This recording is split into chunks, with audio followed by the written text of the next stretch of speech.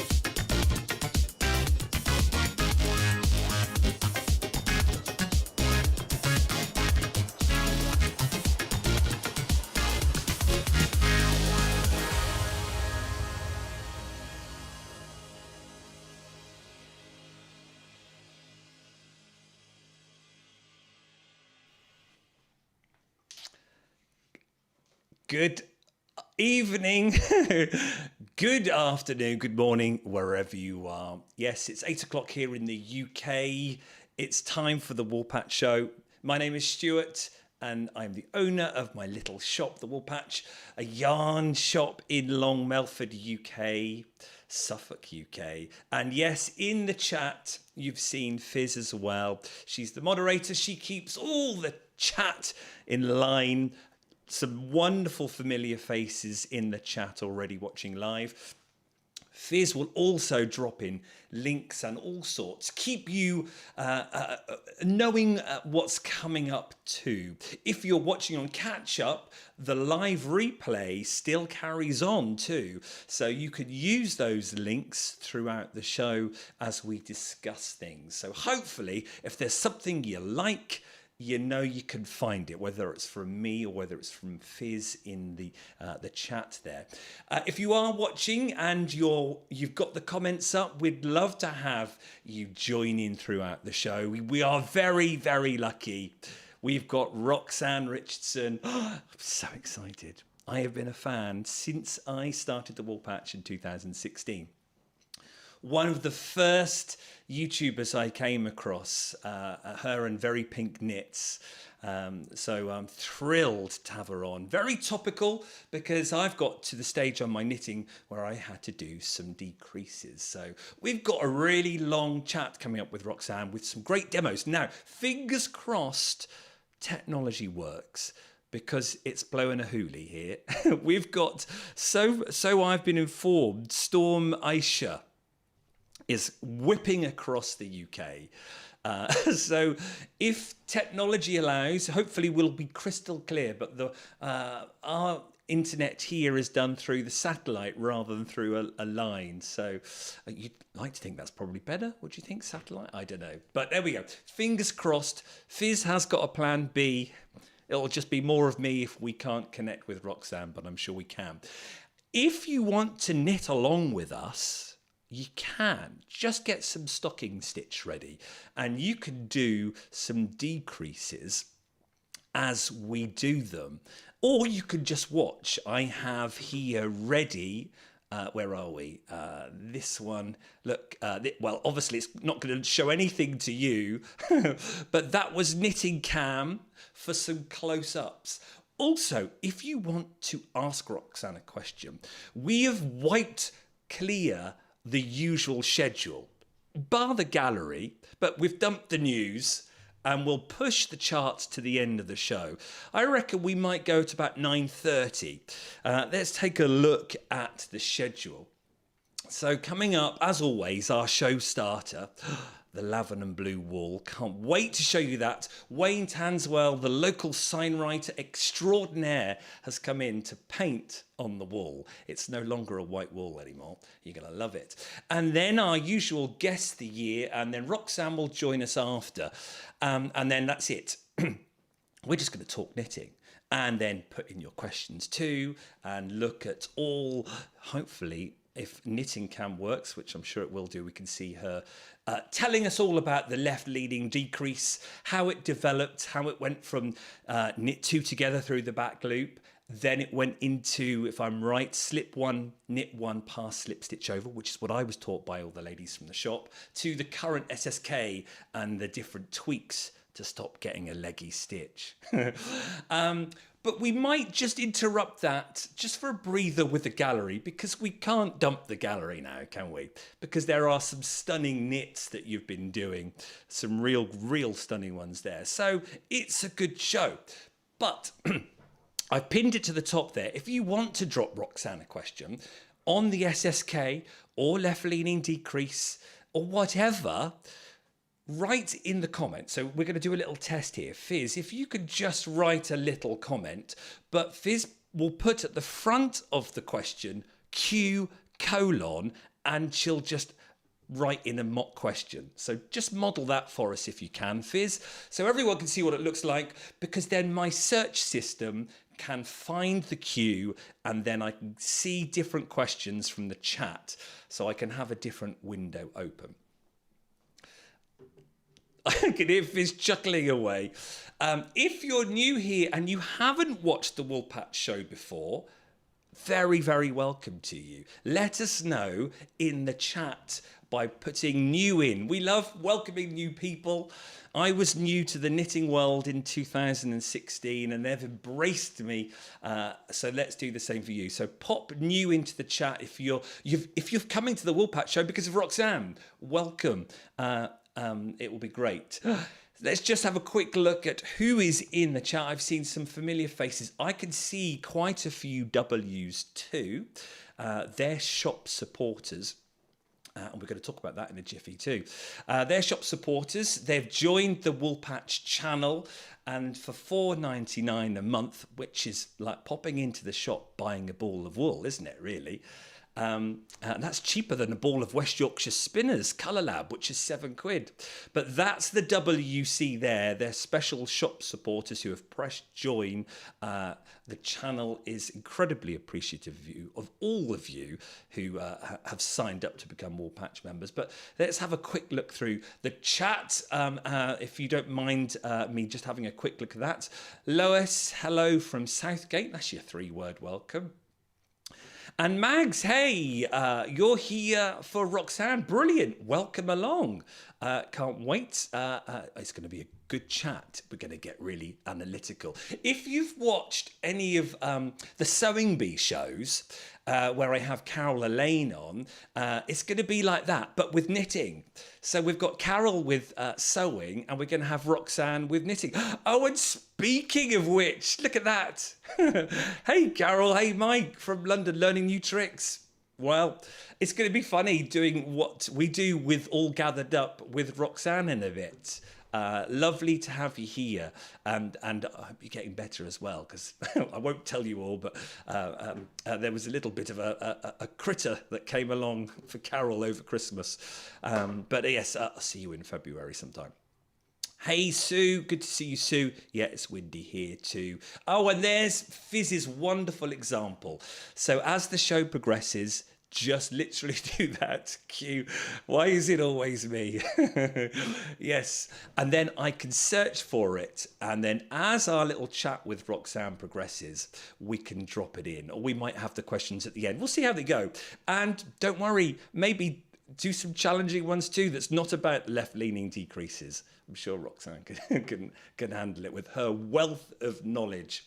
Now, we were just talking about the shop supporters that you see there with the W's, and the different colour W's represent how long they've been a member for. It reminded me at the end of our last show, which was Christmas, that in-between time between Christmas and New Year. We had a great show, and then right at the end, some really different coloured chats popped up, and it was like, oh, what's this? What's this? And I remember Sue said, oh, I think they might be fishing for money. But no, we've looked into it, and it's a YouTube feature called Super Chat or Super Sticker. And if I just press this little button here, Super Chats and Super Stickers are a way to another way to support the channel. And in this little model here that you can see showing up, Super Chats are where you pay for your message to appear, or Super Sticker can be for your message to appear. So if you look at this example here, you can see the red one. So that person has paid for a Super Chat. Now, I've seen other shows where they have a massive question and answer section, but to kind of give a hierarchy, if you wanted your question definitely answered, then they put a price on it, say £1, £2, to push your question to the top. But don't worry, we're not doing that today. But you can also do Super Stickers, which is that one there. You can see a cool little emoji. You might just have loved the show, and just as a little token of appreciation, you send a Super Sticker, and you can choose how much you send, because if you keep watching here, we had 2 great Super Stickers, one from well, yes, producer Fizz, you could understand that, to show what happens, and then another one was from well, I'll show you in a minute, but to find it, at the bottom of the chat you'll see that little $sign, and it's still dollar even in the UK, they won't change it. You click on that and then you would see these options where you can send a Super Sticker or send a Super Chat. But don't worry about the Super Chat for the moment. It's only for people who want to do it. But the Super Sticker, as I say, we had 2 in our last show. And there we go. Look at that. Esme, that's right. Esme sent a little Super Sticker with a little bird there. You can choose all sorts of emojis. And there's Fizz's one there with a dancing pear saying thank you. And you can choose how much you want to donate. All those, as well as the shop supporters are just ways of supporting the shop. I know many of you really want to support the Woolpatch, this idea of bricks and mortar, but you're not local. Well, this is a way of doing it. You can either be a shop supporter where you pay £4.99 a month and that comes to the shop, or you can do little super stickers. But just wanted to make it clear that it wasn't something fishy going on. It's all part of YouTube in helping shop supporters and creators like myself. Right, are you ready for it? You saw it, I think, just before Christmas when we had our outfit done and our refit, our Lavenham blue wool. Well, finally Wayne came in to paint it and it looks fabulous now. I can't wait to show you. Take a look at this.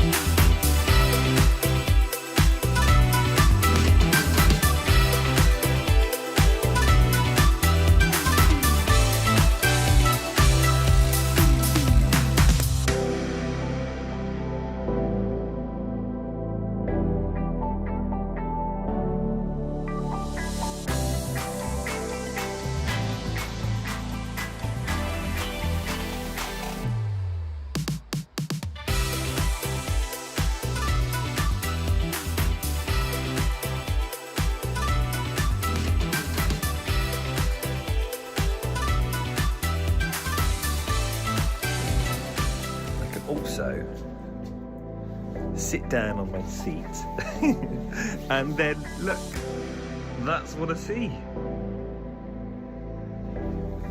and that's what you see from the window. Well, you're not going to see much from the window at the moment because it's got condensation because it's freezing.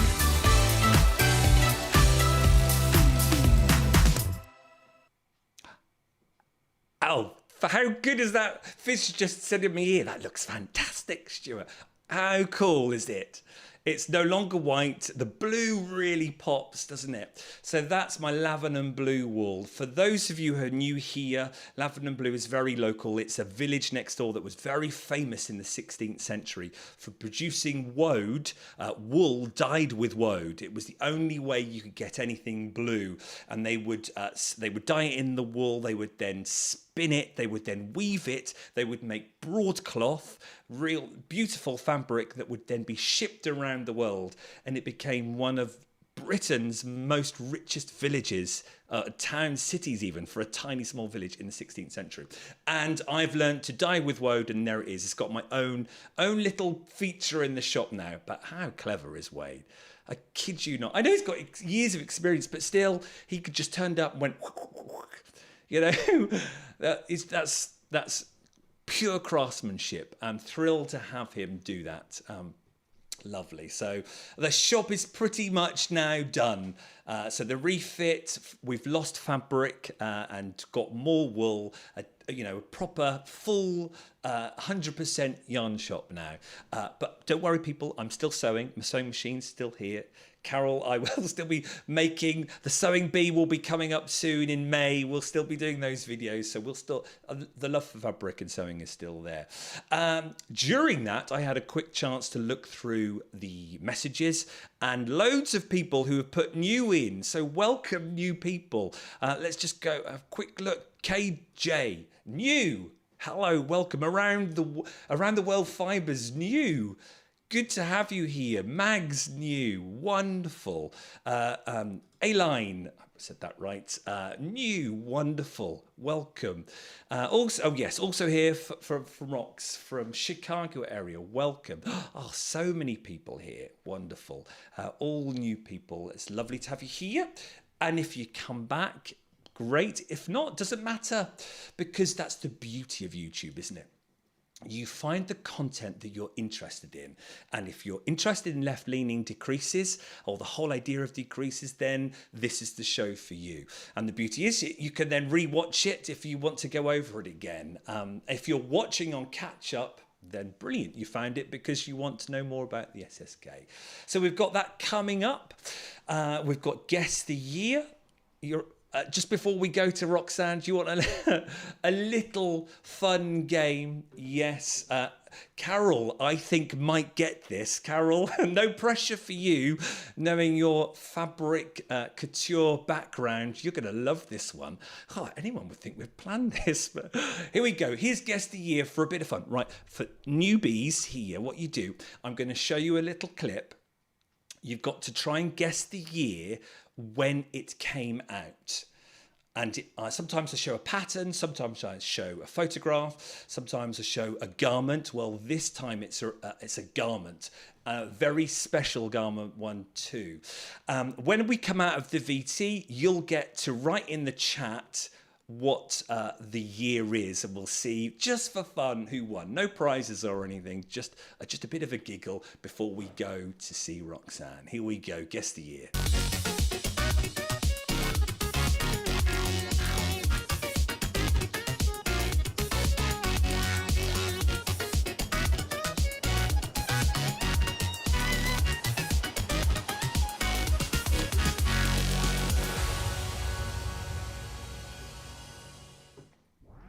Right, you've got a minute and a bit, clearly.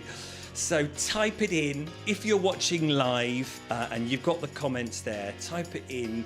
When do you think this famous garment was created and first worn by her at a posh luncheon where she took all the ladies by storm? Pop it in the chat and let's see. Here we go.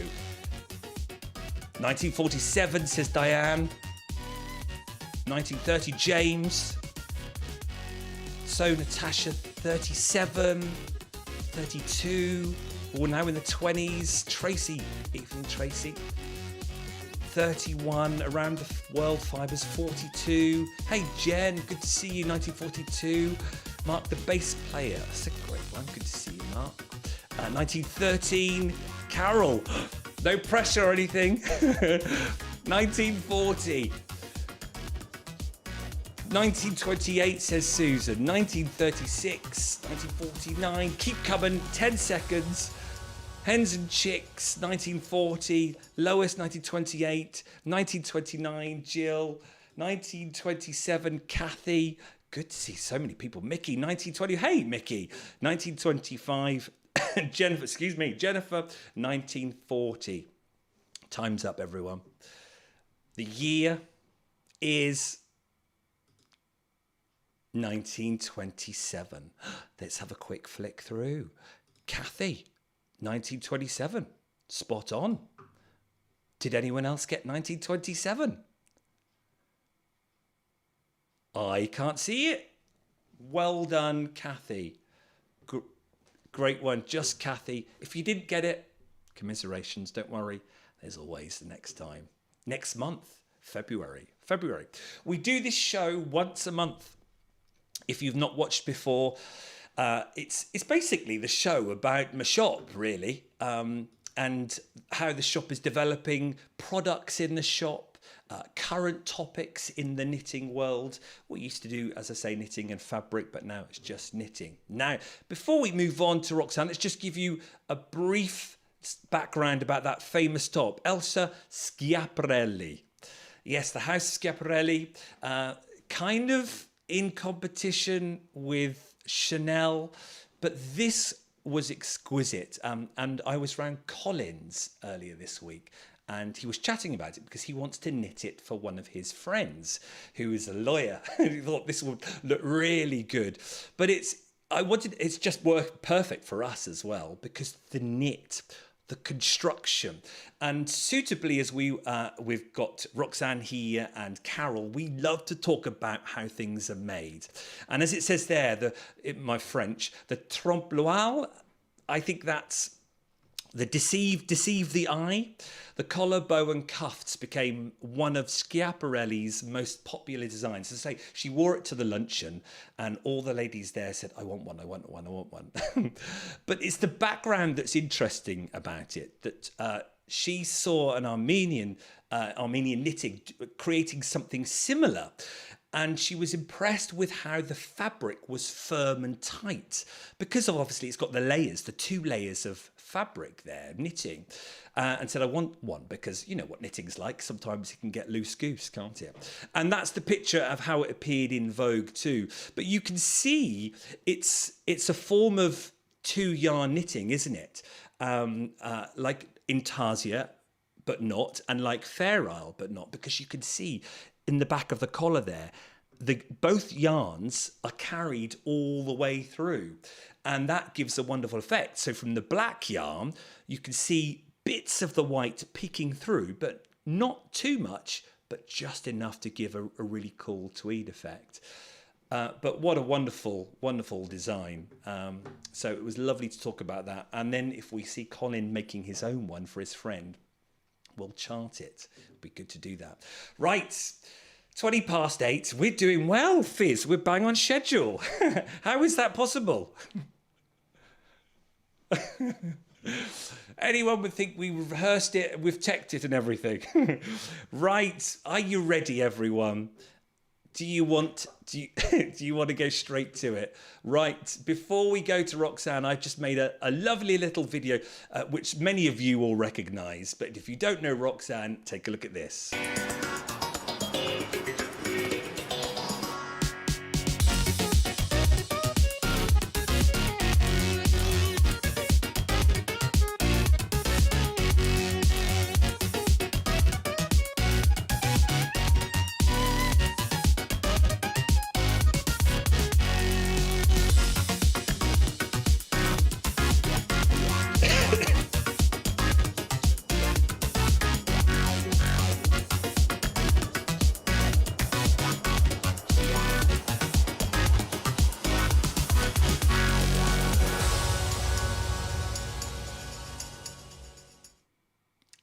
How many videos, Roxanne? Welcome, Roxanne Richardson. You're live on the Woolpatch show. How many videos have you done on YouTube over the years? Oh, hang on, Roxanne. I just got to do your sound. Now, why have we not got sound? Oh, have you got a button? We did test this, you know. Right. We did a double check as well. Try again, Roxanne. I have to say, though, the picture is... Okay, now. Can you hear me now? Hey, Roxanne. Yes. Yeah. I made myself a little sign that says turn on mic, and I did not read it. Don't worry. Don't worry at all. We take it as it comes here. I've made more than enough boo-boos over the months anyway. But you know what? It's live and people love it because it's just us. It's and just us and a few friends.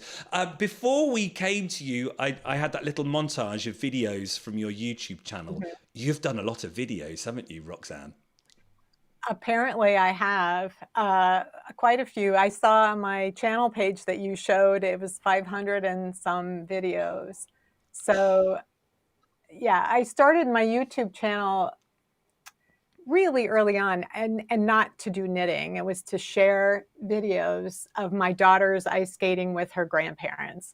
And then the next few years I started doing videos when I was teaching a class, so that would be a reference. Or in the early years of Ravelry, there was a newsletter called This Week in Ravelry, and I had a knitting column on there called Ask a Knitter. And sometimes I would, explain a technique, and I'd have photographs, but then I would make a little video as well.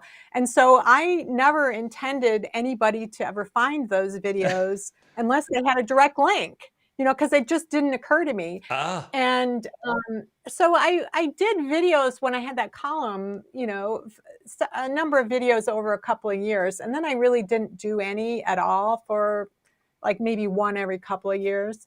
And then at the end of 2016, the yarn shop where I was teaching closed. She wanted to retire, couldn't find a buyer. And what am I going to do about my teaching? Do I just go to another shop or do I do something different? And that's when I decided I'm going to just try teaching on YouTube. So at the beginning of 2017, I decided, I came up with a list of 150 ideas for videos. And I was like, I could actually do this for a year, every once a week. And then at the end of that year, I thought, I have more to say about knitting than just teaching. And because I wasn't in the yarn shop all the time talking to other knitters, I really missed just talking about Yeah. knitting. And so in addition to deciding I got to go out in the knitting community this year, I want to just try a second type of video and see where that takes me. I really didn't know what would happen with that video. So I have two kinds of videos. And so for 3 years, I was doing 2 videos every week. And then It's a I lot of cut back work. on the Yeah. and I cut back on the technique videos and was doing those every other week. So, and then this year, I'm feeling like there's a backlog of technique videos. So I'm starting to do more technique videos and then doing the Casual Friday podcast like every other week. Yeah. So, Well, we love the Technique Tuesday videos, or your technique videos in general. And there is an audience for it. And I came across you when I started the shop in 2016 for those techniques.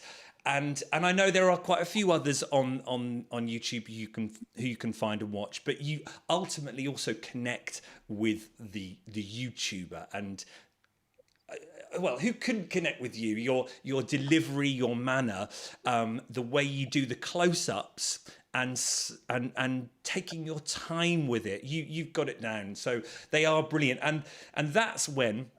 So I've been watching you for all those years. So having you on the show, I feel I'm having the right fanboy moment. But people, and from, because you've watched the Sewing Bee shows that I do with Carol, yeah. there is a big audience for wanting to talk about technique, and enjoying that discussion about skills and techniques, and being able to do it live now, I think is going to be like the icing on the cake to a normal technique video. So I'm really looking forward to our chat today.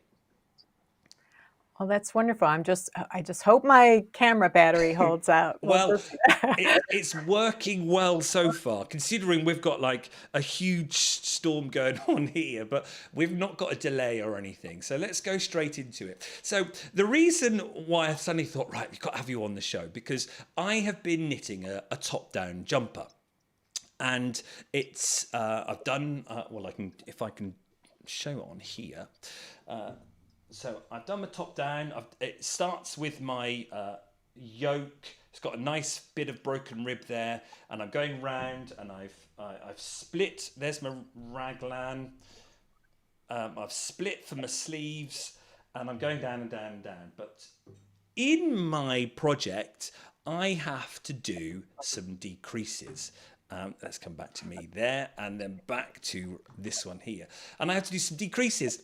And the pattern did say what type of decrease, but I just had to do them. And that sort of brought up this question, really, of doing a decrease in general, because I've got the ladies at the shop, and we're always talking about knitting, because every morning and every afternoon, we have the social, the Knitter Natters.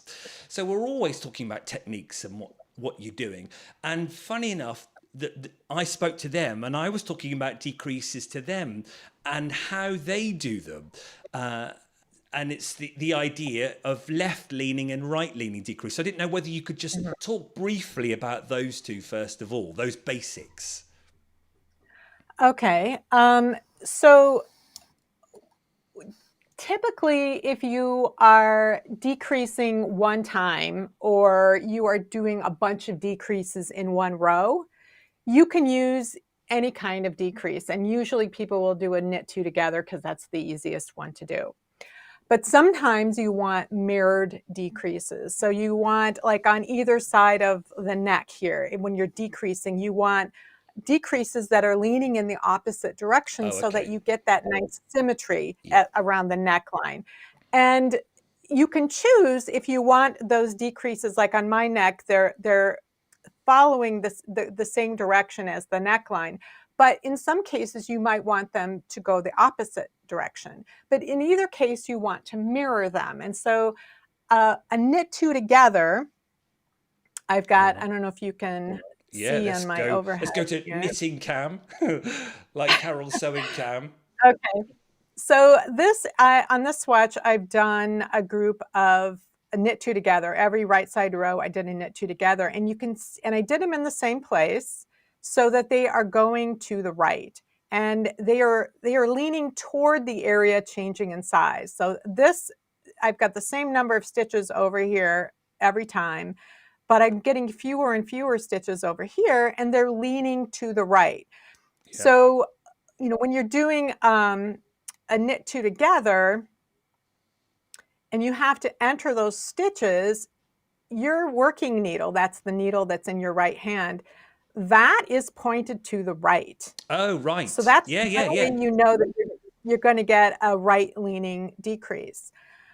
So this decrease right here, am I in the camera? I'm not in the camera.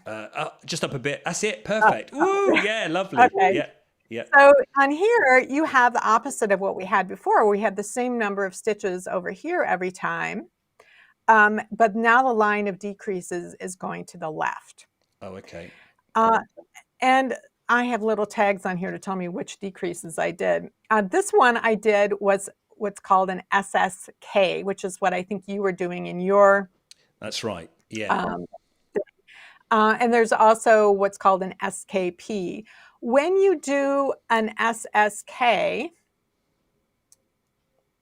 you have to slip stitches first, and you slip them as if you are knitting. And then you enter your left-hand needle through the fronts of those. And now you can see that your working needle is pointed to the left. So this is how you can remember which one is which. It's like if you know the steps of each of these decreases, but you can't remember which leans right or which leans left, the SSK is going, the needle's pointing to the left, you're going to get a left leaning decrease. When you have your needle through the stitches for a knit two together, it's pointing to the right, so you know you're going to have a right leaning decrease. Right. But there are a bunch of different ways to produce left leaning decreases because they do take more steps. Yeah. Well, that was what leads perfectly onto my next question, because when I was talking to the ladies in the shop about, I said, right, I'm going to have you on, and we're going to talk about decreases and slip, slip, knit. They were like, what? Oh, no, you just slip one, knit one, pass, slip, stitch over. And then it was a whole debate came this week. Sue is in the chat, in the live chat here. She's a Thursday afternoon knitter natter. Oh my word, the chat that came up about, oh no, don't do that. What's that? You just slip one, knit one, pass, slip, stitch over. So can we go back then and talk? Can you talk about the history of then the left leaning decrease? Because it hasn't always been the SSK then, has it? No. There's a couple of different choices that people would have used historically to get a left-leaning decrease. Well, first of all, sometimes people didn't bother to mirror decreases. So if you were turning a sock heel, and if you do a heel flap and gusset, you might do an SSK when you're on the left side, and then when you're working your way back, you do a purl two together, but that looks like a knit two together on the right side of the work. But they wouldn't have done that. They would have just done knit two together for both of them, because nobody cares what it looks like if it doesn't, because it's under your foot and you're going to have to darn your sock later. But you might use the mirrored ones on the toe, or you might use them in other situations. But what some people would do would be knit two together through the back loop. Oh, right. So, and what you do, and do I have that up here high enough? You do. Okay. That's brilliant. So, yeah. So that's what this looks like. And you can kind of see how this left leg is a little higher and it's kind of raised above the surface. Absolutely. That's what, it's raised above the surface. But what's nice about a knit two together is that it is so easy to do. Let me remount these so that they're like a regular stitch would be. So you can just go through the back like that and knit it. So it's almost as fast as a knit two together. And it does produce a left leaning decrease, but it is twisted. And again, you may or may not care about that.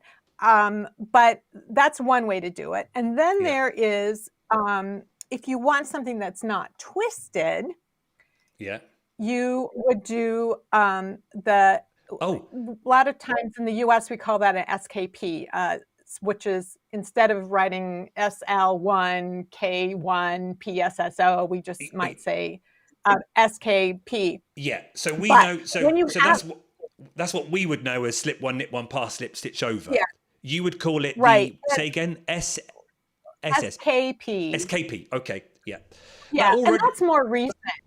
That's a Okay, more recent abbreviation yeah, just because it's so short. yeah, The problem with slip one, knit one, pass slip stitch over is yeah. that if you were reading a lace pattern and you have a lot of instructions and some of them are double decreases or central double decrease, there's a decrease called slip one, knit two together, pass slip stitch over. And if you are just reading a line of a bunch of text, you can mix that up. So back in the 60s, there's a woman, she's an American woman, which is Oh, right. probably one of the reasons in the UK you don't know about her. Yeah. She uh, put together a bunch of knitting dictionaries called, the first one was A Treasury of Knitting Patterns, and her name is Barbara G. Walker. Oh, wow. So she Never also heard has of a her. second treasury. There's a third treasury. She also came up with a system of charting designs out on graph paper, and the symbols that she created are a lot of what we are using today in our computerized chart Wow. making. So Didn't know she that. developed all those because she thought it's just easier to do. One of the things that she said in this first book, and I'll show you what she says at the beginning of the book, which she's got her glossary of terms and abbreviations. She has this abbreviation SSK. So this book was 1968, and she invented this. And Oh, she's like, in this book, the abbreviation SSK is used instead of the usual decrease, slip one, knit one, pass slip stitch over, because it is shorter, fascinating. Yeah. less easily confused with slip one, knit two together, pass slip stitch over. And then she says, and when done as directed, makes a neater looking decrease than the usual one. Yeah. That's debatable. You know, it's really structurally they produce the exact same result, but individual knitters may get different results Oh, when they okay. do one versus the other because of the way that they are manipulating the stitches. Wow. So, Well, let's look at them then. Let's compare. Can we see them then? okay. Hopefully mine aren't going to really look any different. Let's see. This has been fascinating. As I say, if you've got any Okay, I don't, questions, pop them into can the you see comment while both of them? Roxanne gets them ready. Um, oh, yes, there we go. Yeah, perfect. Okay. I can move it. Okay. So, um, let's see which is which. This one is SKP and this one is SSK at the top. So they, they're structurally identical. You do get that little zigzaggy effect that you get with I a can see ruffling that and on decrease. the, yeah, on the slip one past stitch over. Yes. You should be able to see it in Yeah. both of them. But so, I mean, part of the master hand knitting program is that you have to make these look as close as they can to being the same. I'm going to just write on it. But I've got my magic pen in my hand, Roxanne.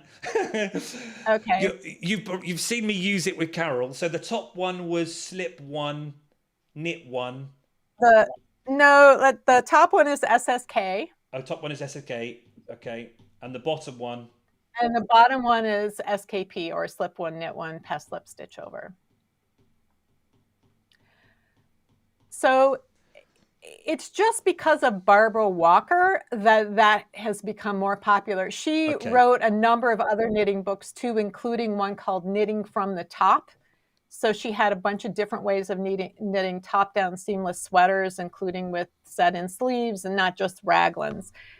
So she has had a tremendous influence on knitting even today, 50 years later. Here in the US, and it's kind of in the internet age, it's kind of bled over into other countries as well. But so that's why here in the 80s and 90s, knitting magazines would have to kind of choose which decrease are we going to have as our standard for our magazine or for our book, whatever. And so it's just because of her influence in this country that I think SSK became so popular here, That's right, and maybe because not as much there. no, because as I say, a lot of my ladies, many of them are retired. They've been knitting for eons. When we had that discussion, it was that. Without thinking about it, left-leaning decrease, it was just slip one, knit one, pass, slip, stitched over. And then the whole SSK, when we then described it, they were like, "Oh, that sounds, we don't do that." So maybe it's, yes. And I don't know British whether that's... pattern. Go on. British patterns are probably less likely to have an SSK. Yeah. So it's patterns that you get off the internet or maybe American publications. But there are people all over, in Europe who are using SSK as well. But if you're used to using physical patterns that were published by British, books,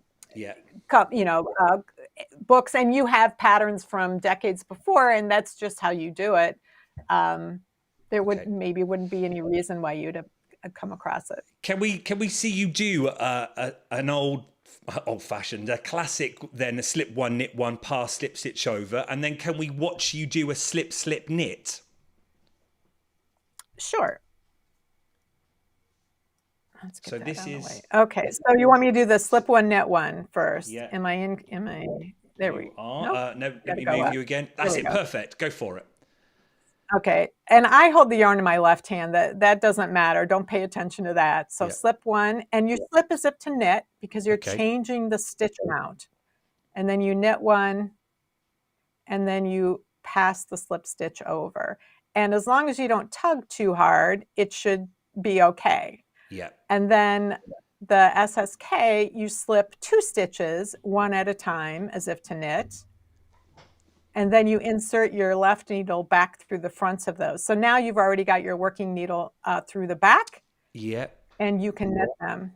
So it's really important to remount those stitches. You have to slip as if to knit in order for the top stitch knot to end up being twisted. And I can show you a trick as well. I'm going to undo these, both of these, so I can... Love a trick. If you have to do like multiple decreases, like if you have to do knit 3 together, or you have to do 3 together or 4 together, regardless of how many there are. Yeah. If you want it to be left leaning, let's say you want to do knit 4 together, or except left leaning. So you'd slip the first 3 as if to knit. That one's already slipped as if to knit.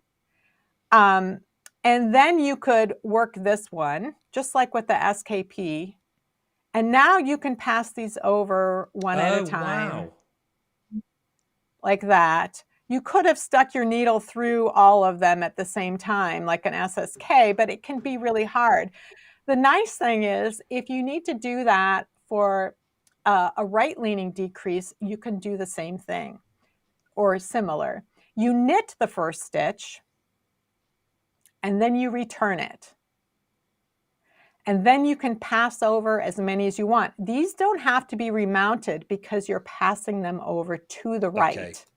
Yeah. So you can just, now I've done a knit 2 together, and now I've done knit 3 together. Oh, wow. Now I've done knit 4 together, and then once I'm done, I can just move it back over to the right side. So these multiple decreases can be really difficult otherwise. Yeah. So. Okay, so that's brilliant, absolutely brilliant. I hope you're loving it. If you're still watching, in the comments, let us know. Also, as I say, if there are any questions, it doesn't even have to be about the left-leaning decrease. I'm sure we could do other questions on the hoof, as they say. Pop them in, put Q at the beginning, and we'll have a look at them. Before we go any further, we're going to just have a little break, and we're going to do the gallery. So you can sit back, have a slurp of drink, and enjoy watching people's makes.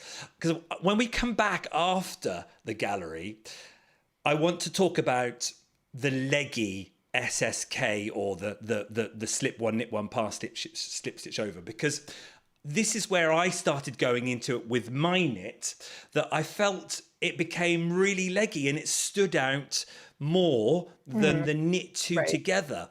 So if we can, are we able to talk about that and why it's leggy, first of all? Is it me? Am I doing something wrong? How can we stop it being leggy? And does that then mean that there are any tips of doing the SSK differently? Are we all right to talk about that after the gallery? Yep, yep. All I've right. got plenty of examples of alternative ways of doing Oh, these great. decreases. Brilliant. Okay, viewers, if you are, well, many of you are new. We slow down the pace normally at 8:30, but as I said, the schedule timings go out the window because we've got Roxanne here and we want to spend time with that. But we slow down the pace where we see your finished makes. People finish when they finish a garment or a project or whatever it could be, a toy. They post it on Instagram and they tag the Woolpatch in. I take those pictures and we make a gallery, and it comes from this old-fashioned program I used to watch as a kid called Heartbeat, where they would literally show everyone's work off that you would send in, and it was the only time you could see what other people were doing. Obviously now in the internet age we could see everyone's work all the time, but it's a nice time to share. As we share the photos, Fizz puts them in the chat of who's done it, and then there's a link to my page on the woolpatch.com/gallery where all the information is posted. So when people post their picture and they say which yarn they use, which pattern it was, excuse me, you can find all that at www.thewoolpatch.com/gallery. So you never know, you might be inspired by what you see here in the next 3 minutes. And I can tell you, there are some stunning socks. If you're a sock fan, whew, there are some brilliant socks coming up. So let's slow down the pace for 3 minutes as we take a look at your work in the gallery, and we'll come back with Roxanne after.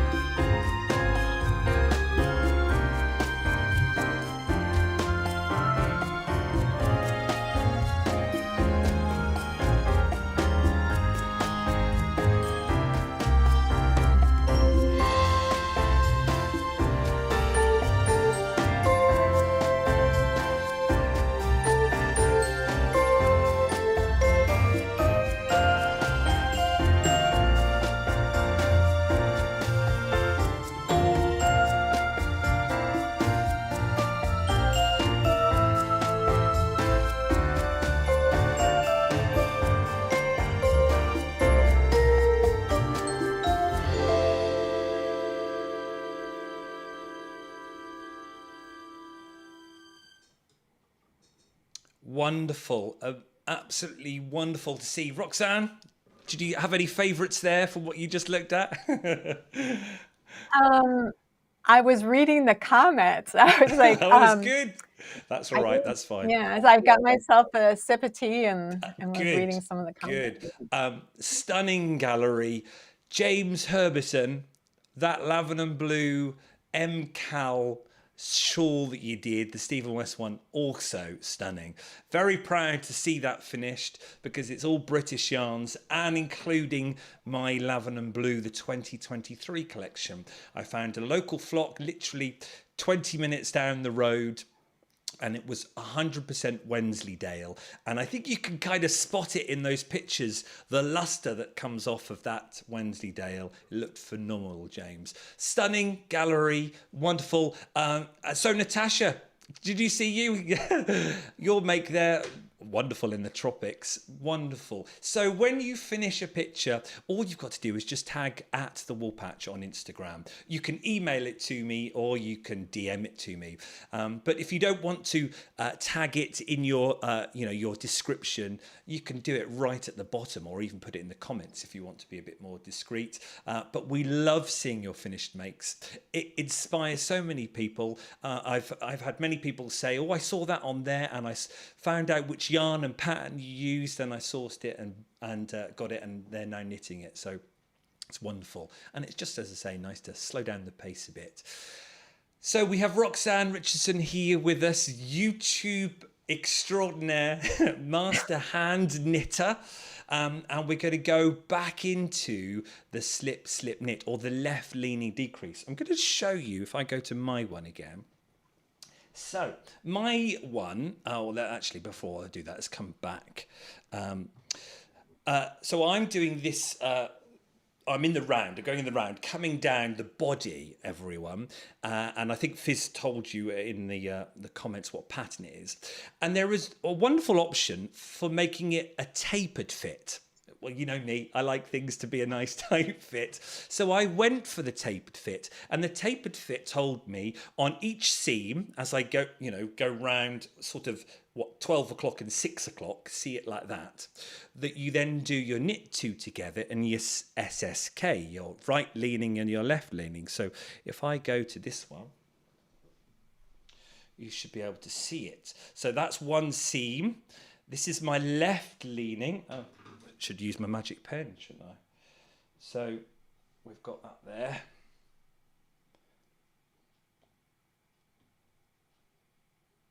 And it's so discreet, I can't hardly see it there. So that's my knit two togethers, and that's my SSK. And I've got them every 16 rows apart. So we can see the next two, and then further down. And if I clear that, and when I first started, and that's where this whole thing came from, where I thought I need to speak to someone about this. My left leaning decreases just looked so much more saggier than my knit two togethers.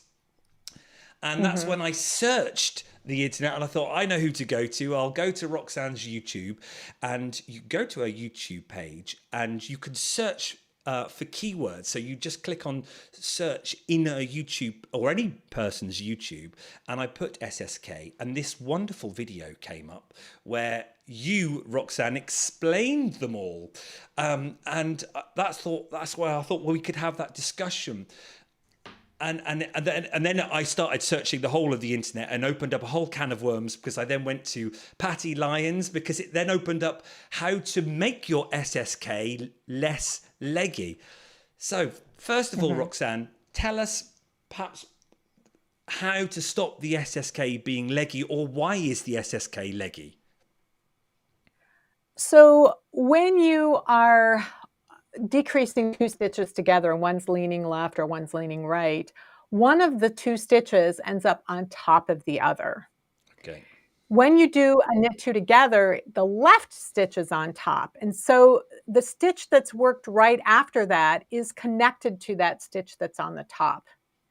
But when you work an SKP or an SSK, the stitch that's on top is on the right, which means the stitch on the bottom is the one that's connected to the next stitch. So when you then knit the next stitch, it only tightens the bottom one, not the leggy top one. Yeah, as you insert your needle do you want me to into so where are you? Let's see, am I in screen there you go. Here? Perfect. Yeah. Okay. So when you insert your needle, you're kind of pulling slack out of stitches. So so when you have worked a knit two together and you pull on this, it's going to pull some slack out of the previous stitches. But when you're doing the SSK, it's pulling it out of that bottom stitch. Right. So one of the things that you can do is as you're working, and you could do something similar with an SKP, but as you finish it up, you can reach underneath there and you can grab that bottom stitch. Hang on. That's it. I see. All right, just do that again. Go backwards. Okay. So you are working the two stitches together, and then your left needle can come out, and you can kind of pull that right leg of the underneath stitch, and you can kind of give it a little bit of pull. So that's one thing you can do. And I saw this in the comments. Somebody said something about let me undo these so I can redo them. You can do something that's called an alternate SSK. Which is that you slip the first stitch as if to knit, and you slip the second one as if to purl. So now when you are working them together, the one on the bottom is going to twist, and that twisting kind of pulls some of the slack out of that top stitch. So I do have a swatch that has a bunch of them on here. So this one is the alternate SSK. You slip to knit, but the second you slip to purl, as if to purl. Yeah. And that is going to cause the bottom one to twist, and that will help pull it out. Now, the problem potentially with this is that it's going to lift that leg of this stitch that's on top. It's going to lift it up a little bit, because as we saw when we just did knit two together through the back, those twisted stitches causes a little bit of lift. So even though this stitch on top is not twisted, the one underneath is, and it's lifting it up a little bit. Oh, right. So with the yarn that I'm using, this is kind of somewhere between a worsted spun and woolen spun. So it's kind of semi-smooth, but it's also semi-fluffy. Okay. Different yarns are going to create a different, if you use a really tightly spun sock yarn, for example, you might see that lift. It might be a little bit more obvious to you, but the stitches are going to be tiny and they're on your foot, so maybe you don't care. So a lot of this just depends on personal preference in terms of what you like to do and the result that you personally get. When I was doing the master hand knitting program, we were not allowed to twist that stitch underneath, so I just can't do it. I mean, I just I can't do that. I can understand if you pop that down. If you pop it on the table flat, then hopefully the camera. Sometimes the satellite plays around with the signal, but when it's flat, it will go still, and we can see. Yeah, I get you. So this is where you have to have that. Now it's rendered, so we can see. Keep it. So you can see the bottom stitch. There is that one's twisted because you purled it. Yeah. I didn't purl it. I slipped it as if to purl. Sorry, slip to purl. Yes, you slip to purl. So you then have to have. It's underneath here, so that this leg right here is you can see that it's twisted under here, and it's lifting it up a little bit. It's in it again. It kind of depends on the yarn you're using and how you are executing it, and then it's always a trade-off between what you like to do, what you can remember to do, and the result that you personally get. So that's one option. So there's another one that was the alternate SSK. Okay. Yeah. There's another So one. there's another one. Oh Lord, go on. Um, there's another one that is from Tech Knitter. So she's an American. She has a blog, and she does really technical knitting stuff, and her drawings are very good. And she will color in a stitch so that you know what she's talking about. So this is the result Oh, it looks of, neat. it's called, yep, SYTK. Slip, yank, twist, knit. And and this actually has a double twist in it, but the result is actually flatter. So let me show you how this one works. Oh, okay. It is it looks much flatter for sure. Yeah, it's okay, am I in screen? You are indeed. Okay. Perfect. So you slip the first stitch as if to knit, as we've been doing for all of these. Yeah. And then you bring your working needle back in and you pull the two needles apart from each other, and you're pulling out as much slack as you can from the joining stitches. Yeah. And to make that first stitch tighter. Yep, and then you come in behind. So it's as if that you are oh Lord, yeah. I know it's through the back loop. It's a bit choppy, audience, but I think we can follow that. Okay. Yep.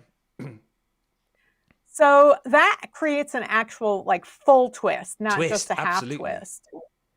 And then you enter just like with an SSK, and you work them together. Let me get the one that's got, which one is it? Is it this one? As I say, yes. audience, so we're sometimes playing with the internet gods here. Sometimes it will go crisp and smooth like Roxanne's main camera, and sometimes the knitting cams can be a little bit choppy. But oh, there we are. That's nice and clear. Oh, that's beautiful. Okay, so what's going on here is I don't know if you can see right here. This is that double twist. It just narrows it so much.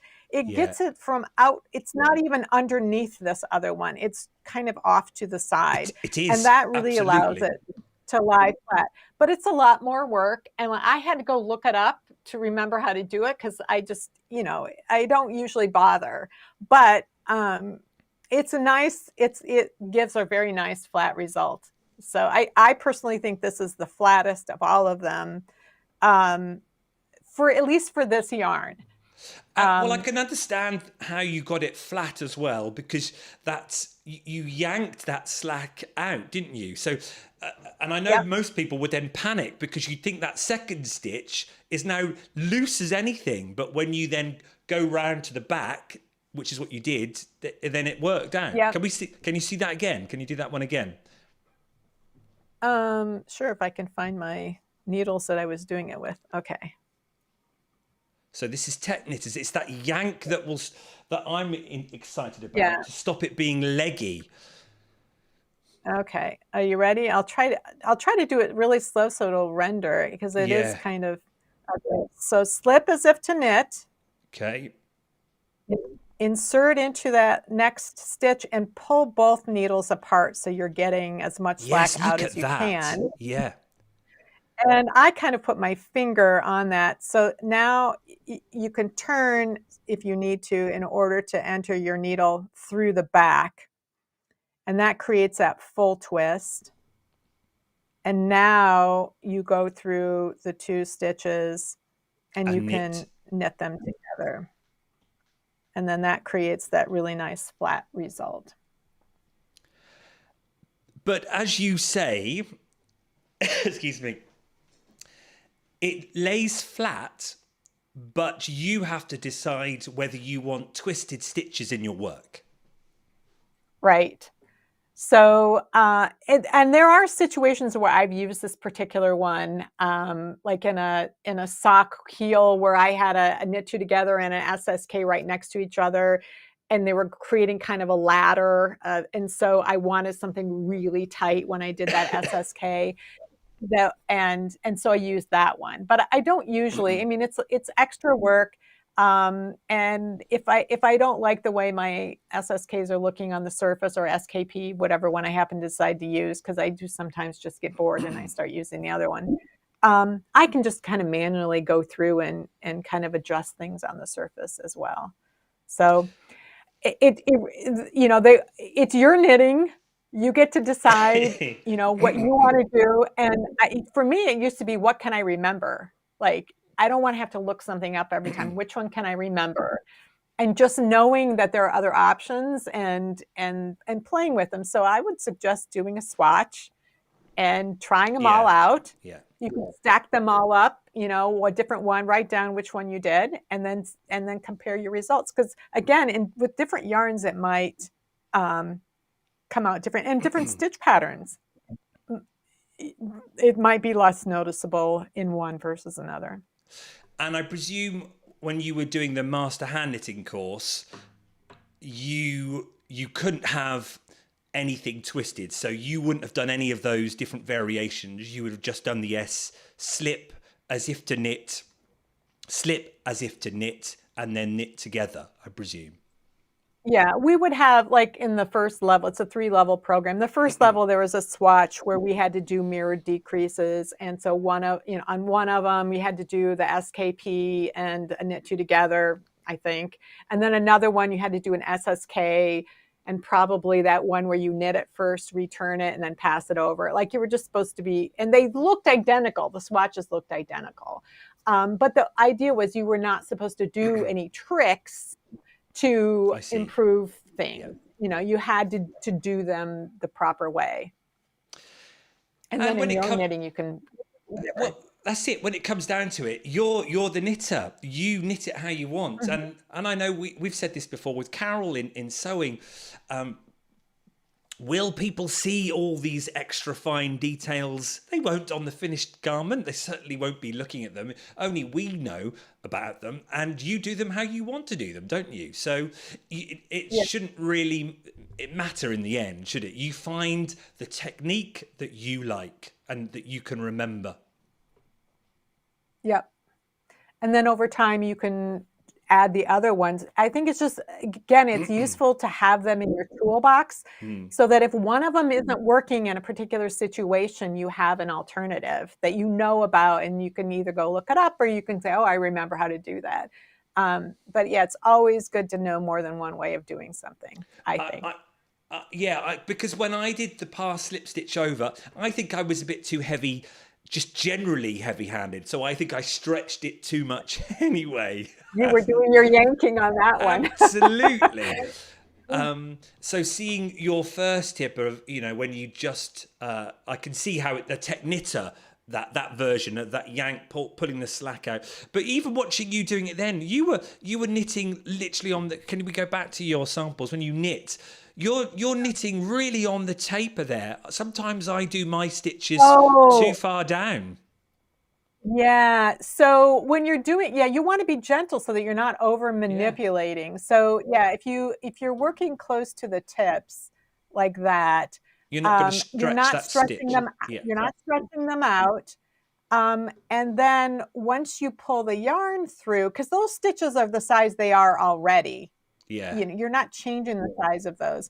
Once you pull the yarn through, then the new stitch goes down on the shaft of the needle. But when you're working your decreases, and a lot of times with increases too, if you work them on the taper, you avoid stretching things out. You avoid pulling slack from the stitches on either side.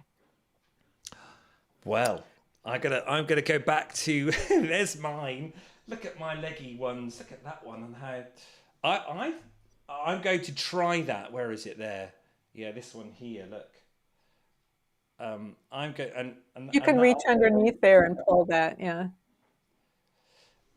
So I've still got a long. I've got another 16, then another set of decreases tapering in another 16. So I've got another 3 lots to go. So I've got plenty of attempts to try. I think I'll definitely try the tech knitter one for sure. And do you know what? I might actually just try the knit 2 through the back loop just to see what it looks like too. Why not? Nobody else is going to notice it. Yeah. No, no. Right, we've gone way over, but I've enjoyed it. I'm going to put in the Okay. chat and see. We may not have had many questions at all. Let's have a look and see. I did see one question from somebody during the gallery about when I was doing the technique where I knit a stitch and then passed it back so you could do the Okay. multiple Let's have a decreases. look. She Oh, asked yes. about flipping as if to knit versus as if to purl. When you're just moving a stitch from one needle to another, you're going to slip as if to purl because that maintains the stitch mount. When you're actually preparing for a decrease like with the SKP or the SSK, the reason you're slipping is to change the stitch mount, and that's when you slip as if to knit. Yeah. So if you're just passing something from one needle to another, like, returning it to the left needle, and then when everything's done, putting it back to the right needle, that's all as if to purl because you're just keeping the stitches on the needle the way they were. Was that Monique? Yes, I think. When you return this... Oh, there, she's disappeared. Hang on. When you return the stitch back to the left needle for the knit 2 or the knit 3 together, so you slip it as if to knit or as if to purl. And that's as if to purl. Yeah. Because you're just moving it from one needle to another. Did you design that sweater that you're wearing? No, I didn't design this one. I just finished it the other day, though. You want to see it? Absolutely. Too right. Yeah. Let's see. Oh, I saw your post of the traveling cables. Look at that. Yeah. See, let me turn around. Do a twiddle. I don't know if you can see it. Oh, Roxanne, that is stunning. Oh, my Lord. So this is a pattern I bought maybe 11 years ago. I loved it because I love traveling twisted stitch patterns. Yeah. And then I just never got around to knitting it. So. And do you... But this is a situation where knit 2 together through the back loop actually works well. So like I did design this little one right here. And so when I was doing decreases like for the raglans, I did use a knit 2 together through the back because I did twisted stitches here, decreases for the raglan. But then I also had to do a right leaning twisted decrease. So I had to figure out how I was going to do that. And then I had right and left twisting decreases along the neckline too.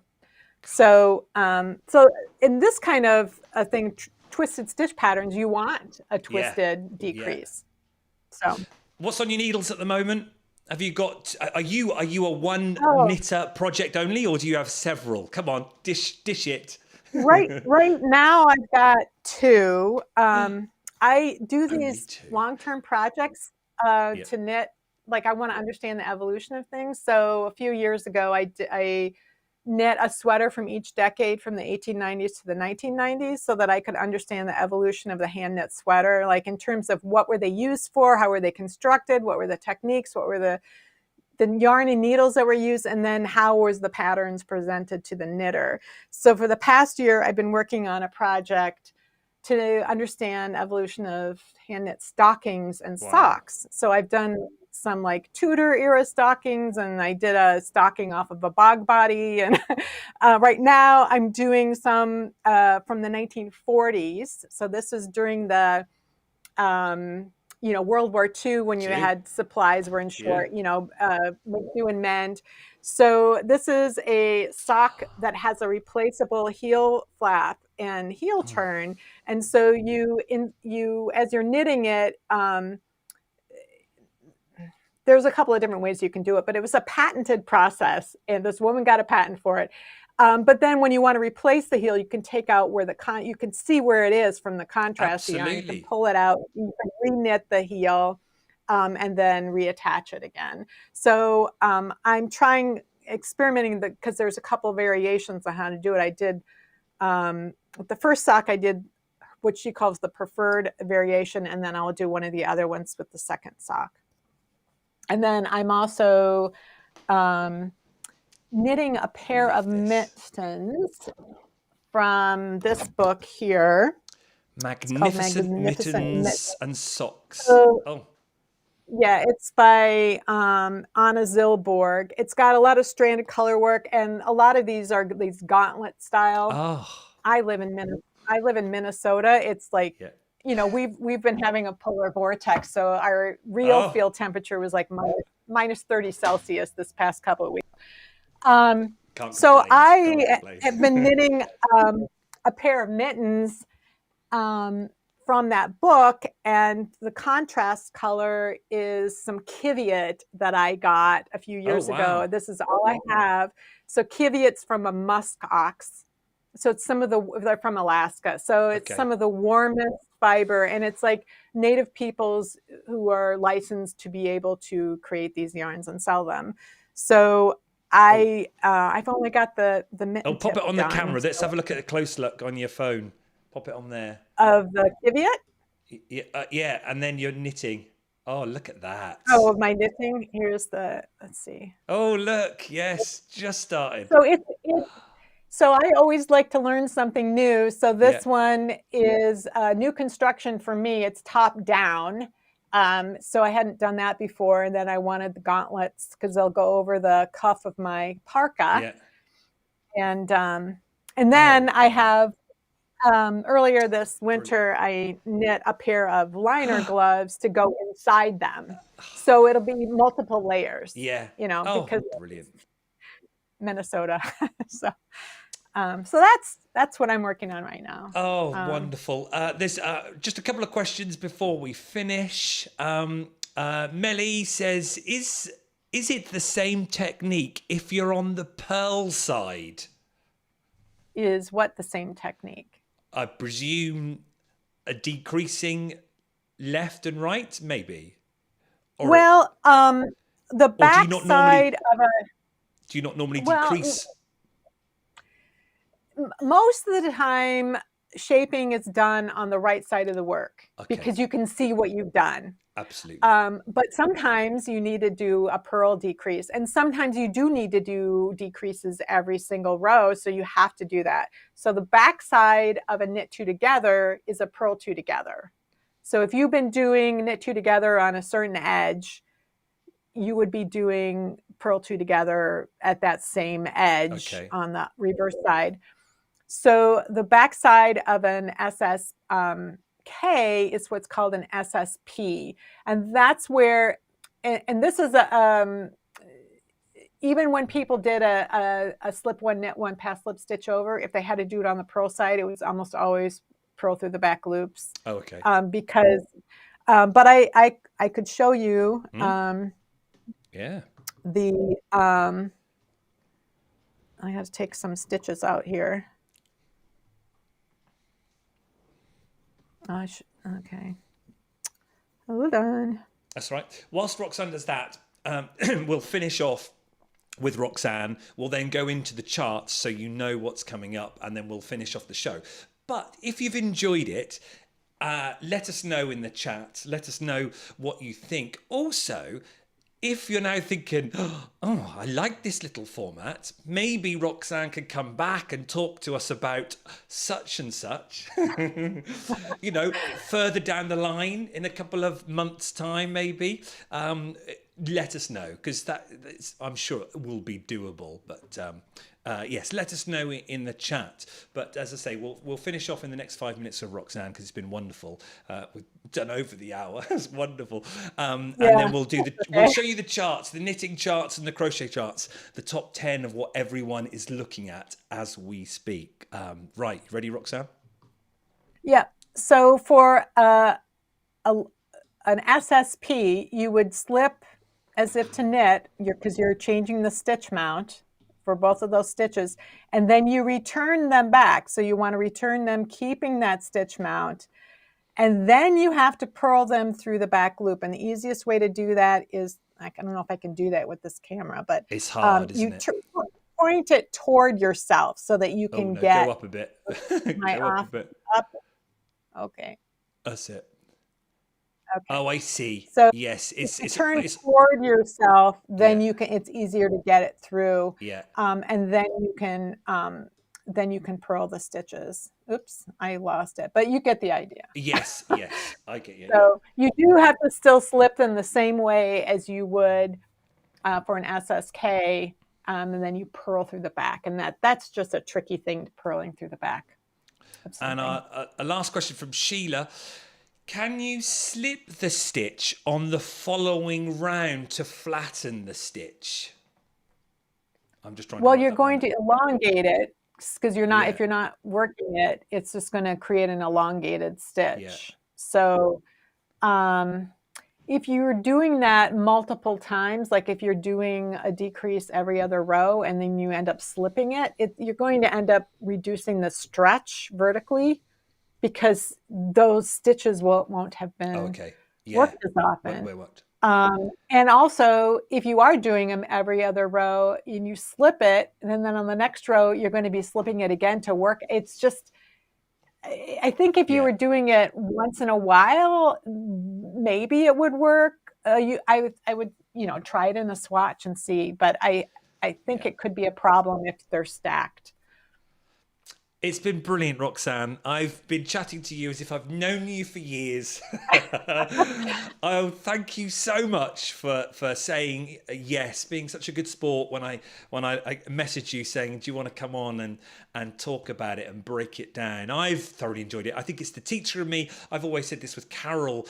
Just love that idea of learning. And I know you love talking about it and discussing it and analysing it. I think look how long I've talked. I think we've got some good analysis there about which version to use, and use the one that you obviously remember the most. And if you're not too fussed with those twisted stitches in your work and you feel it makes your SSK sit neater, or to even just remember the basics. It may not even be about whether it's neat or not. It's just literally remembering the SSK or the left-leaning decrease. You've been a great help. I hope you've enjoyed it. Oh, I did. It was a lot of fun. It's worked really well. Your main camera there is great. But I know sometimes when we go to the close-up cam, even with Carol, we've had those issues of the rendering. It's not as quick as the main camera. I think I'll have to do some investigations further. It's not you. I think it's just the way the system works and the satellite works. But we'd love to have you back sometime in the future. In the meantime, you know where to find Roxanne. It is on your YouTube channel. That's where you're most prevalent, I presume, with your videos. If people want to follow you. I have a Ravelry group too. So people ask questions there. I know Fizz will drop the links into finding you on Instagram too, but yes, on YouTube, Tuesdays and Fridays. I've just watched the one about the zip going in. I've done a zip about a year ago. That's something else, but I think we'll save that for another session. Thanks, Roxanne. I shall leave you to it. We're going to do the charts now, everybody. So stand by. Fizz, I'm just going to check with Fizz to see if she's ready for the crochet charts.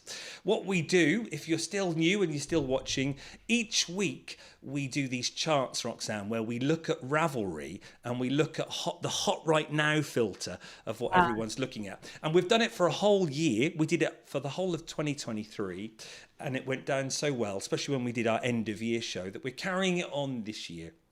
So we're going to go into the charts. So I shall say goodbye to you, Roxanne. Thank you very much for your time. Enjoy the rest of your day. I've learned an awful lot. It's been a pleasure having you on. Really appreciate it. I really enjoyed our chat. Thank you. I enjoyed it too. Thank you so much for asking me. Oh, bye, everyone. Cheers, Roxanne. See ya. Right. Whilst I just get over that massive fan moment, here we are, everyone. We're going to go into the crochet charts, what everyone is looking at in the crochet charts, literally as of today, hot right now. Here we go.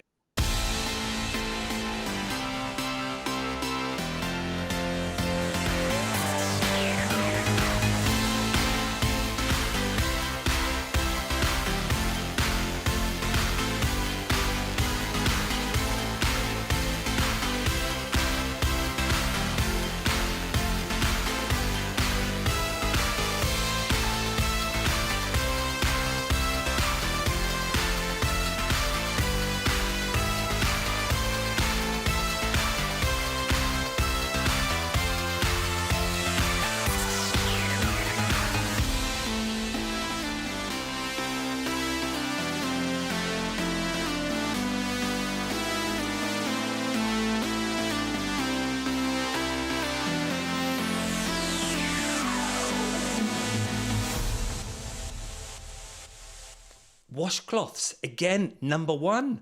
Last week, it was washcloths as well, or dishcloths. They're on a resurgence at the moment. Absolutely brilliant.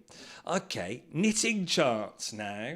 What's hot in the knitting charts? I find it fascinating seeing the difference between the two charts as well. But I think from when I was putting it together, someone has appeared many times, and I think she's got a special offer on, I'm sure. Oh, where's my mouse gone? Oh, there it is. Need to press a button, don't I? Here we go. Stand by for the knitting charts, what everyone is looking at now in the top 10.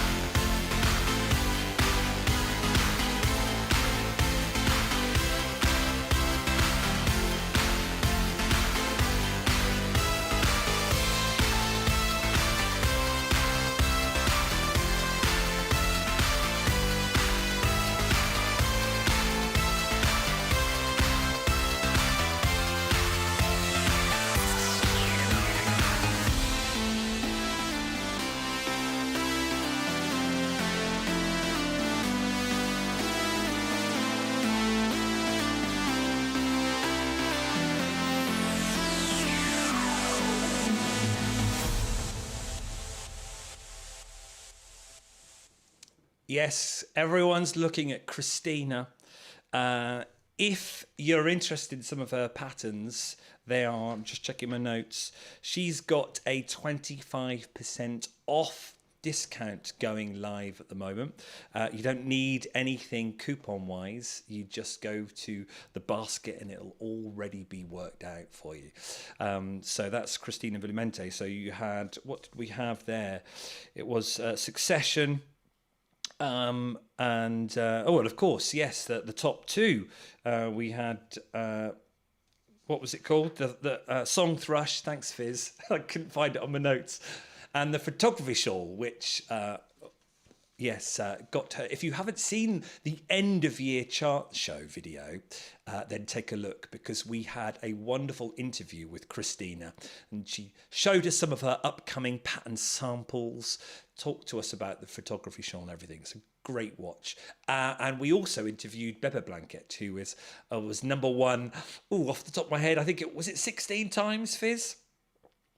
Out of 52 weeks. It was a lot. Oh, right. I don't know about you, but it might be.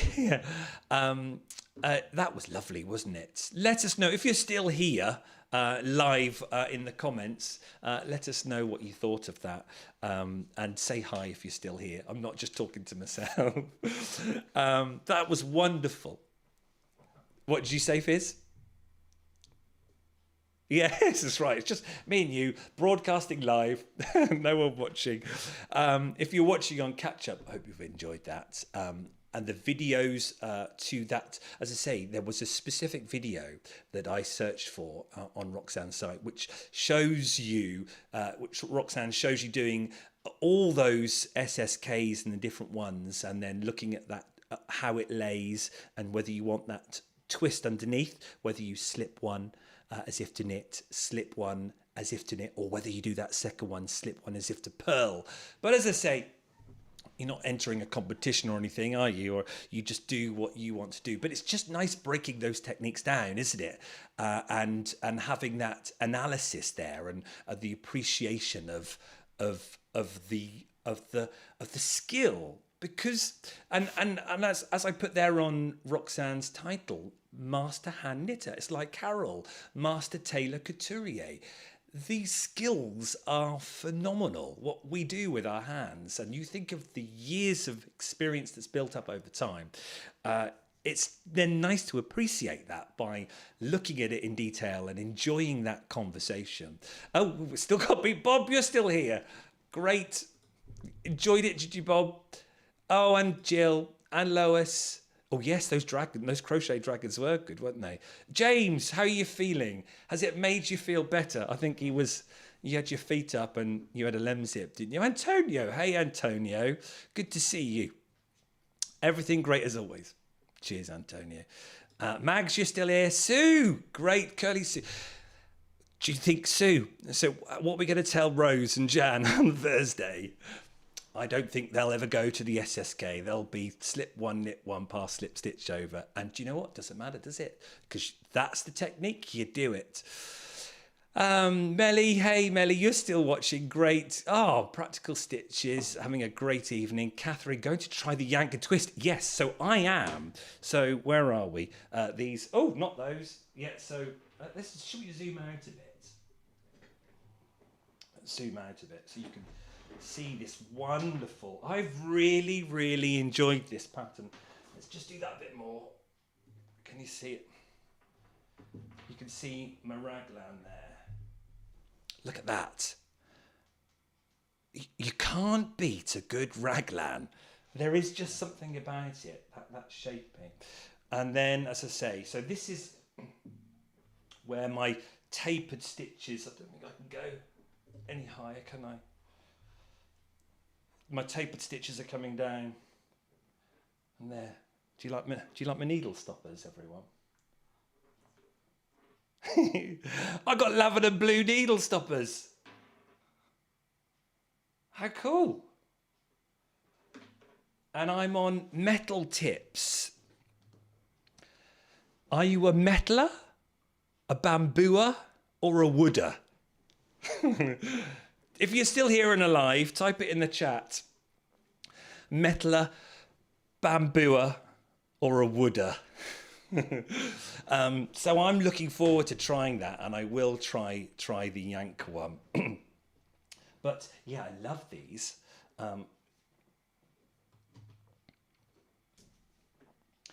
Sometimes those cheap old stitch stoppers are a nightmare, but these are those cool ones that they are silicone.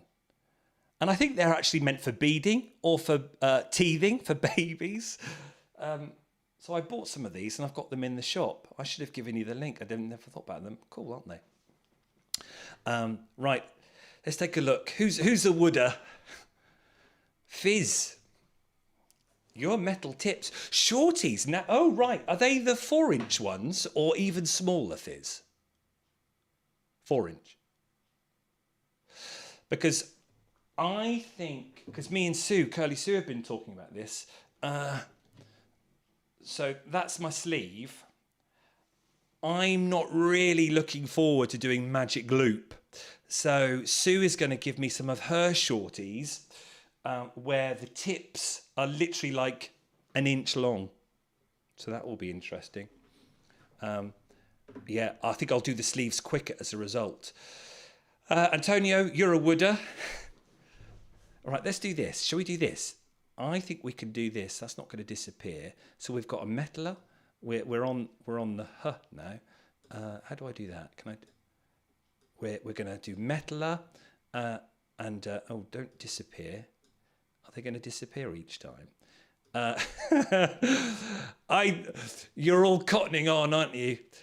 James is a wooder.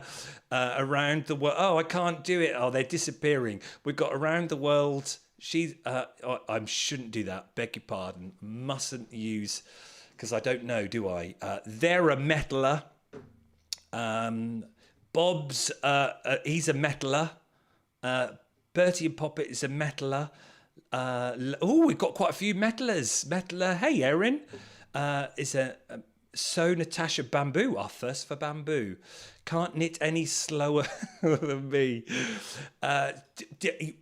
Good point, Susan. Actually, I do change. I go from metal and the higher sharps. They are, oh boy, I tell you, they are super sharp. But, and they're like, ow.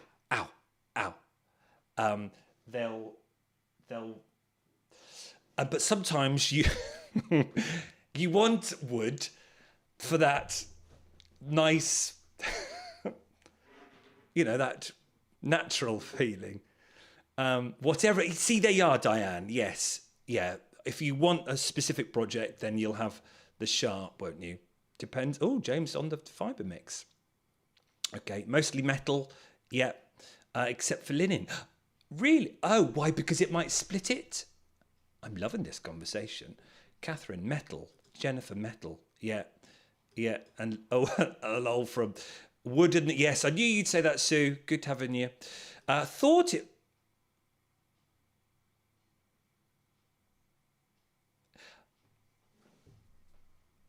Fizz is just talking my ear. Yes, depending on the twist of the yarn. I reckon so, because as you go to, especially if you're a thrower too, the way you pull the yarn round your needle. Margaretta thought it was metal and started out this way, but actually love wood. Yeah, yeah. Yes. Sorry, I'm trying to get better at. We're so ingrained, aren't we? Seeing a name and then automatically saying he or she, and I know it's not, shouldn't do it really in this day and age, Stu. Metal and circulars, shorties because my hands. Oh right, yeah. Sue, brilliant.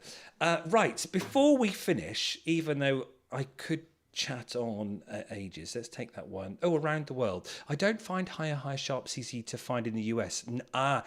Absolutely, they are. Yes, it's difficult to stock. It's difficult, actually. It's difficult to find even in the UK. There aren't many suppliers of them. It's interesting how certain brands are perceived and how well known they are, and also who talks about which brand, where you see them. Is it a certain YouTube person using a certain brand? Some brands seem to be more prolific than others. Before we finish, you did see a sneak peek. This was our backup plan. If technology didn't work, Fizz rightly said plan B, just in case satellite doesn't work and the camera's too juttery and we couldn't even talk to Roxanne. But Roxanne's main video was great, and her second video, when we went to the iPhone camera looking down, worked most of the time, so I was happy with that. But we did have a plan, and the plan B was this. Sock yarn. We've been busy. Well, I say we. The ladies at the shop have helped me out knitting shop samples, because many of you have been saying for this wonderful yarn, oh, how does it knit up? And yes, I know you have a little picture on the side there, but it doesn't really help. So over Christmas, I gave my ladies some homework. And so we've knitted huge samples up, so you get to see if you like them.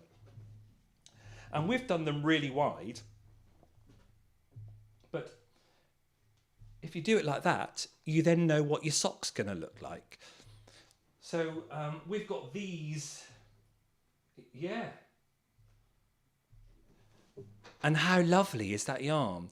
So if you were interested in the grundle and you're like, oh, we've got all these. So if you come into the shop, you can see them knitted up. I'll try and take pictures of them, put them on the website. But I think for next show, we'll just do a little grundle feature where we can show it off and have a look. But that one's a lovely one. Look at that one. Look at that one. Because you've got two different types. You've got the colour.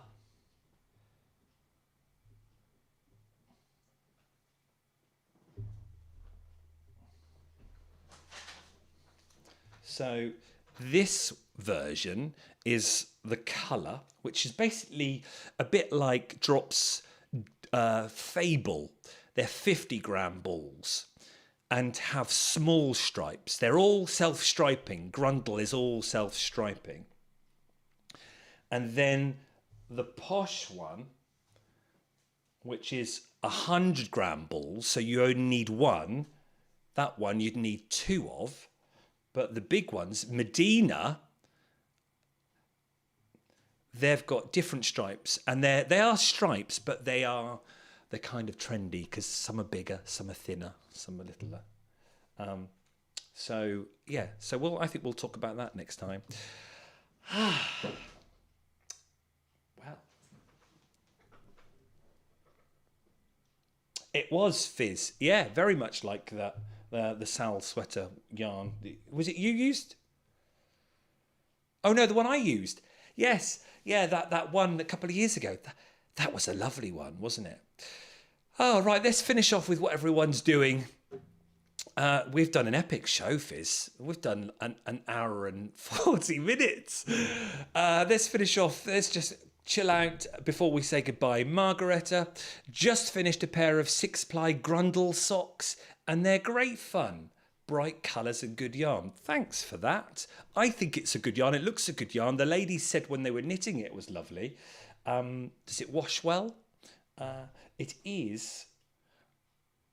It's your classic 75-25, but it's not merino wool. It's just the first clip, virgin wool, the first clip.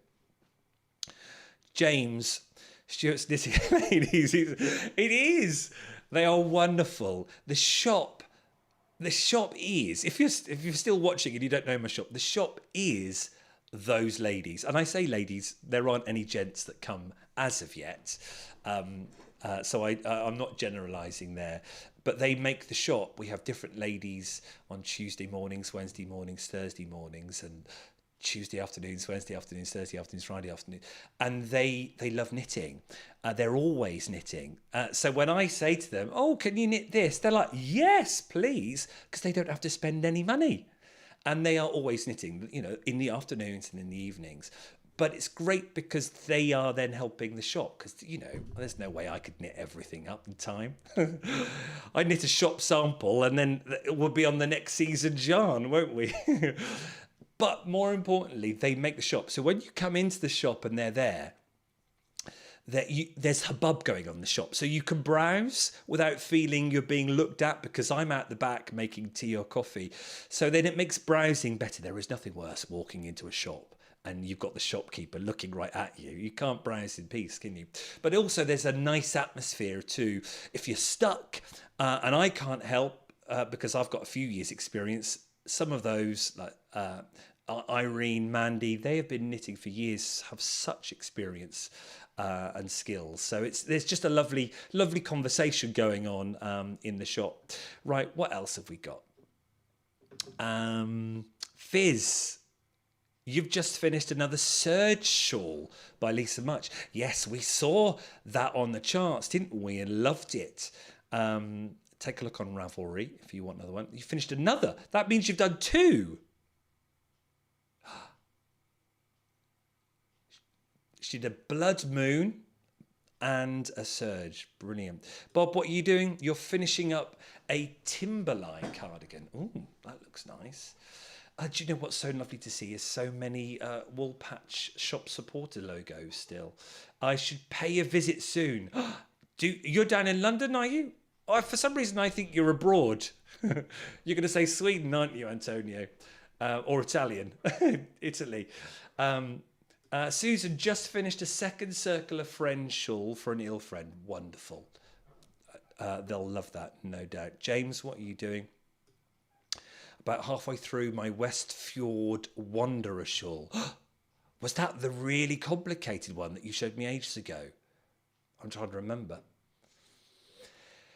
Jen, working on a Paris de Jour shawl. I loved it. I'm going to have to dig mine out.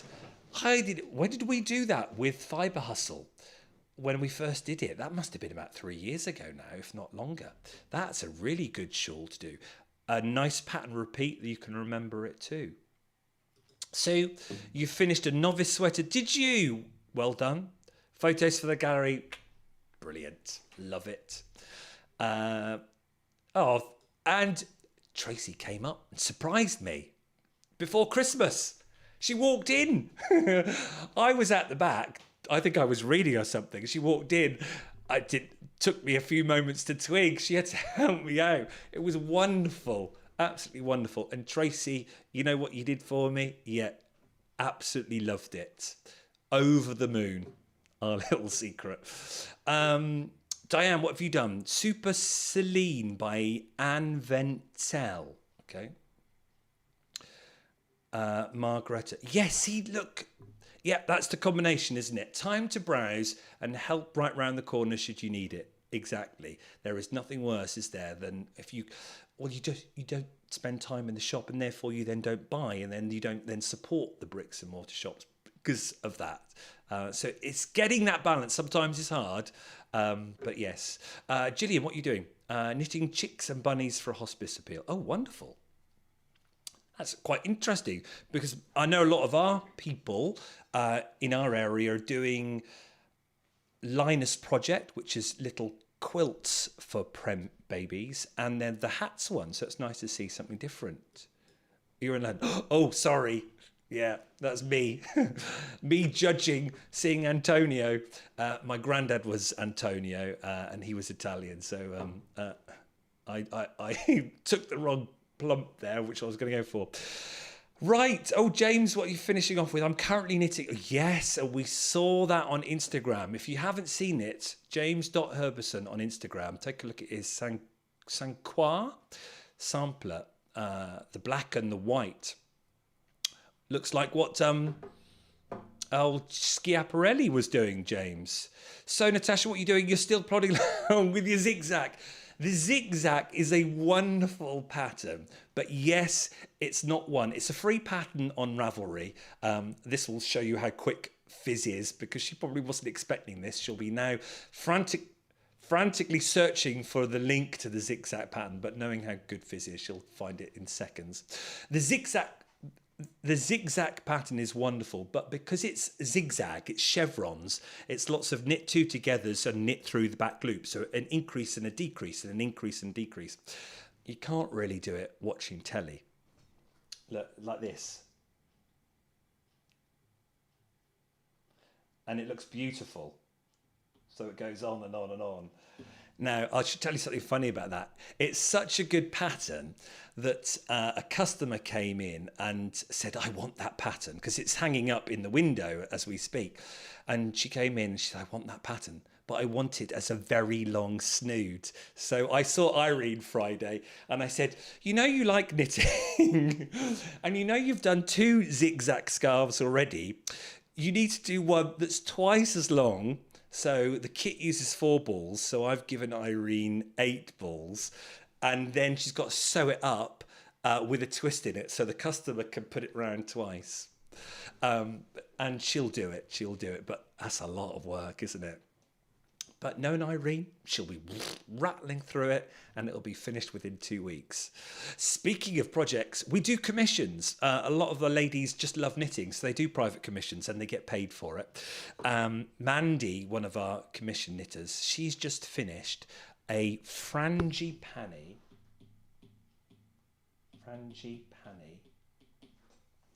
which is classic Guernsey 5-ply. And it was cables everywhere. And guess what colour? Navy.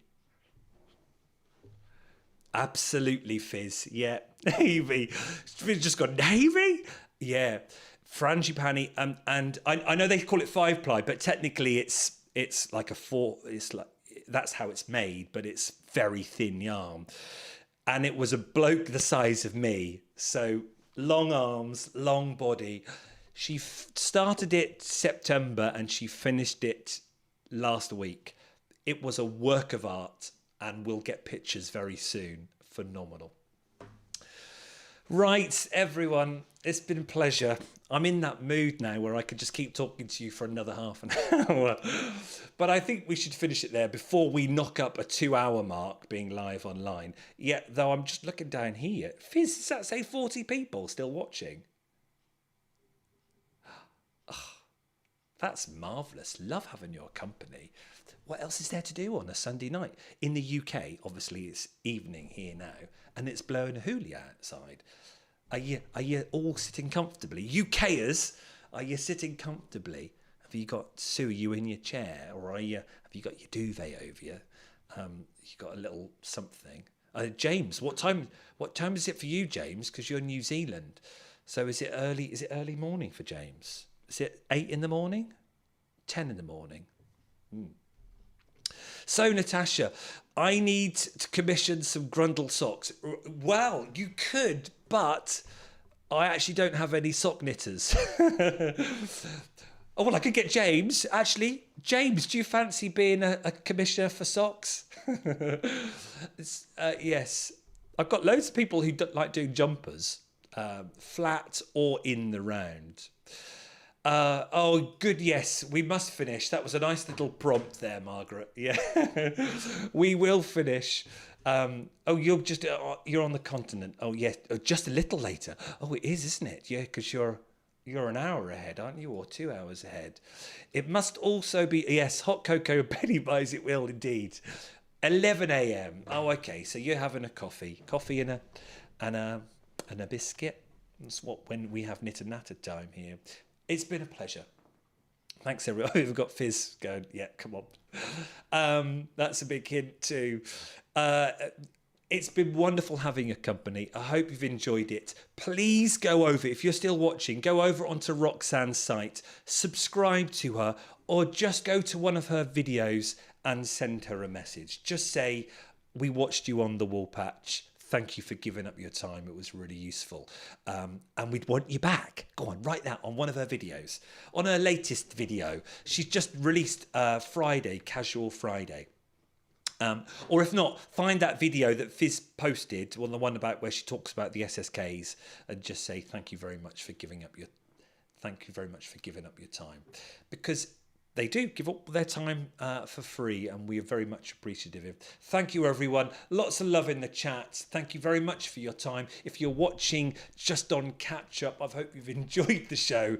I know we've indulged in the live chat there, but we always try to remember you sat at home who can't join in with the comments. So I hope you still feel just as included as the people who are chatting away live. But when you do a live show, there is something about wanting that immediate interaction. That's why we enjoy it, and that's why we continue to do the live shows. Thank you all. Bid you good night, or good afternoon, or good morning, wherever you are, and see you 2 weeks, hopefully, for a Selly Telly. Jill, there's going to be loads of fabric to be given away, and that might be an epic. Still got loads of grunge and some prints, and then some yarn too. It's going to be all sorts. And then 4 weeks back with you for the Woolpatch show for February. It's going well, isn't it? Thanks very much, everyone. See you later. Bye-bye.